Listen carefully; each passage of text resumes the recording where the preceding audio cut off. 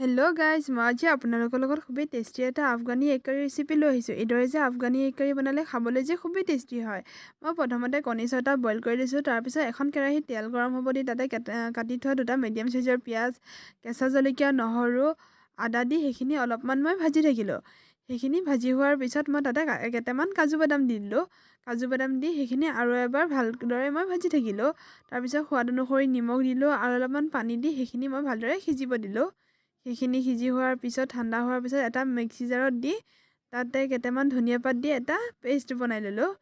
পেষ্টখিনি হোৱাৰ পিছত মই যোনকেইটা কণী বইল কৰি ৰাখিছিলোঁ সেই কণীকেইটা এটা চুৰিৰে ওপৰেদি মই কাটি দিলোঁ, অলপ অলপকৈ কাটি দিছোঁ।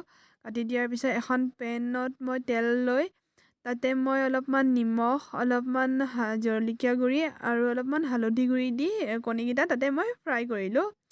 ফ্ৰাই কৰি হোৱাৰ পিছত এখন কেৰাহীত তেল দি মই তাতে দিলোঁ গোটা জিৰা, ইলাচি আৰু এটুকুৰা ডালচেনি দি আৰু পেষ্টখিনি দি দিলোঁ। পেষ্টখিনি দি ভালদৰে মই লৰাই পেলাই তাৰ তেলটো ফুটি আহিব দিলোঁ।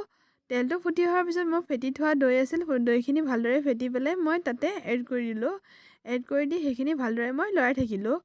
লৰাই হোৱাৰ পিছত মই তাতে দিলোঁ জিৰা গুড়ি, ধনিয়া গুড়ি, জালুকৰ গুড়ি, গৰম মছলা দি মই তাতে সেইখিনি ভালদৰে লৰাই থাকিলোঁ। লৰাই হোৱাৰ পিছত মই তাতে হালধি গুড়িটো দিব পাহৰিছিলোঁ, তো মই তাতে হালধি গুড়ি অলপমান দি দিলোঁ।